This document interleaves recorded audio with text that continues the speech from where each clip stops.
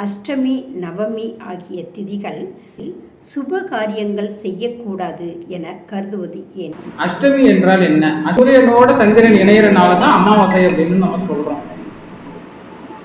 சூரியனுக்கு 180 டிகிரியில சந்திரன் இருக்கிறத பௌர்ணமி நாள்னு சொல்றோம்.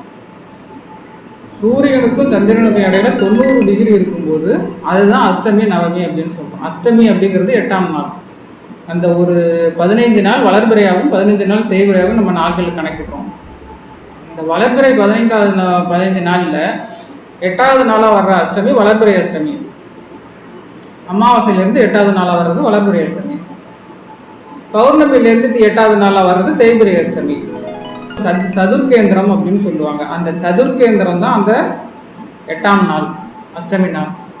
அப்படி இருக்கிறது ஒரு நல்ல நிலை, ஒரு வலிமையான நிலை. அந்த நேரத்தில் பிறந்தாங்கன்னா அவங்க எதிரிகளை வதம் செய்யக்கூடியவர்கள், எதிரிகளை பணிய வைக்கக்கூடியவர்கள்.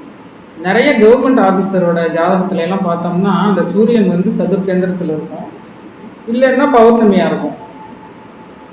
அந்த சூரியனோட ஒளி சந்திரனுக்கு விழும், அதான் சதுர்கேந்திரம் 90 டிகிரியில் விழும், இல்லை 180 டிகிரியில் விழும். அது நல்ல நேர காரியங்கள்லாம் செய்யக்கூடாதுன்னு யாரும் சொல்லலை.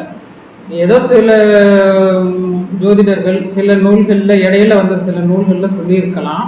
ஆனால் அஷ்டமிங்கிறது ஒரு நல்ல நாள். அந்த நாளில் குழந்தை பிறக்கிறது நல்லது. அந்த நாளில் அது ஏன் அப்படி செய்யக்கூடாது அப்படின்னா, அஷ்டமிங்கிறது அந்த சூரியனுக்கு 90 டிகிரின்னா அந்த 90 டிகிரியை தாண்டிடுச்சுன்னா, அதாவது அஷ்டமி வர்ற நாளில் நண்பகல் 12 மணியை தாண்டிடுச்சுன்னா, அதாவது பிற்பகலுக்கு வந்துடுச்சுன்னா நம்ம எந்த ஒரு நல்ல காரியத்தையும் செய்யலாம். நாம் திருமணம், வளைகாப்பு, இந்த மாதிரி ஒரு நல்ல காரியங்களையெல்லாம் காலை நேரத்திலே செஞ்சுப்போம். அதை ஏன் காலை நேரத்திலே நம்ம செய்கிறோம் அப்படின்னா, சூரியன் அந்த உச்ச நிலையை அடையிறதுக்கு முன்னாலே நம்ம செஞ்சுருவோம். சூரியன் 12 மணிக்கெல்லாம் நல்லா உச்சி வெயில்னு சொல்கிறோம்ல, அந்த நிலையை சூரியன் அடையிறதுக்கு முன்னாலேயே நம்ம சுபகாரியங்கள்லாம் செஞ்சுருப்போம். திரும்ப அந்த ஒளி தேயிற நேரத்தில் நம்ம எந்த ஒரு சுபகாரியங்களையும் செய்கிறது இல்லை.